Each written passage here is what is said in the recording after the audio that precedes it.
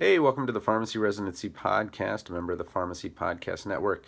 Uh, if you want me to help you with your letter of intent and professionally edit up to 3, so I'll help you with the first one. We'll get through and get that one perfect, and then I can help you with the other 2. Contact me at aaguerra@dmacc.edu or Tony Pharm D on LinkedIn.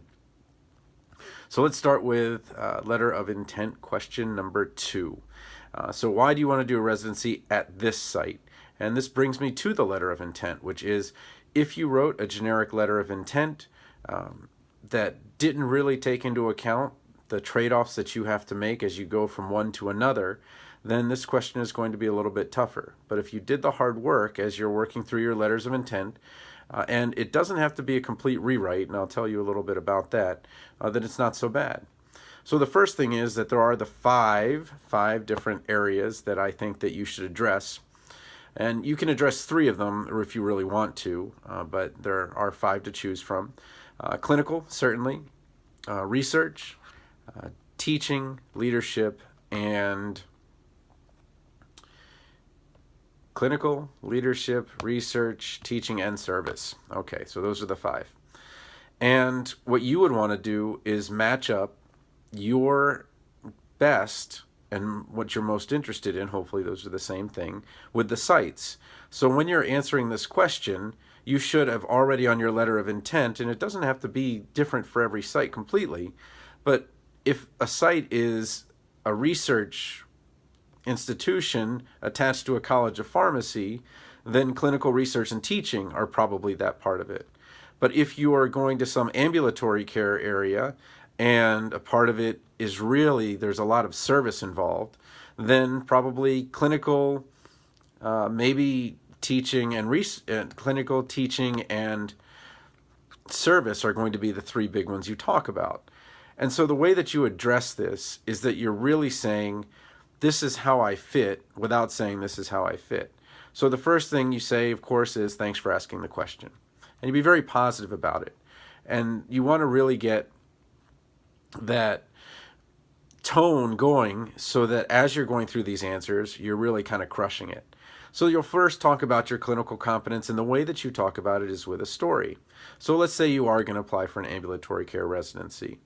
I had a really amazing interaction with this particular patient.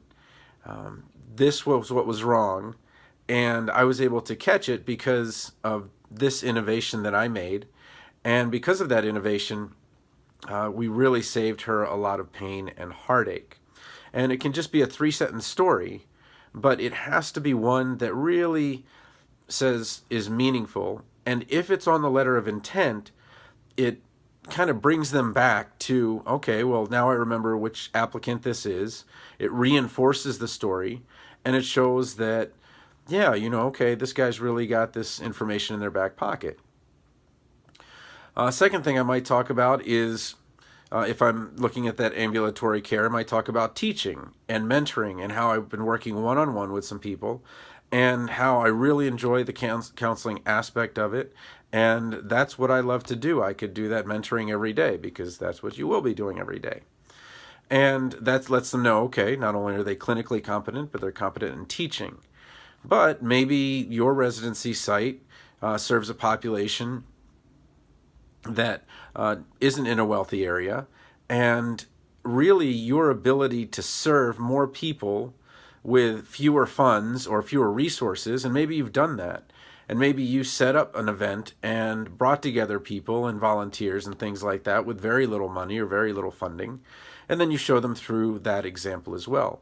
So 3 stories, tell a story, make a point that you are clinically competent to go one-on-one and mentor and teach ambulatory care patients, and that you have the heart and the backing that in the past you have provided this service and that you belong at that site. So when you talk about why do you want to do a residency at this site, and let's say it's that ambulatory care site, what you're doing is you're really matching those 3 out of 5 from the clinical, research, teaching, leadership, and service that go with that site, and making it clear that, hey, you know what, we're a match. And you don't even have to say, hey, we're a match. It just becomes so evident and so clear. But don't forget that you need to summarize your answer so that they have time to write down. Don't just burn through it. Just go, so clinically, I am. And then with teaching, that mentorship piece. And then with service, the specific event or interaction that you had in service that made it so meaningful to not only you but to the patient, and that will make you a great addition to their residency team.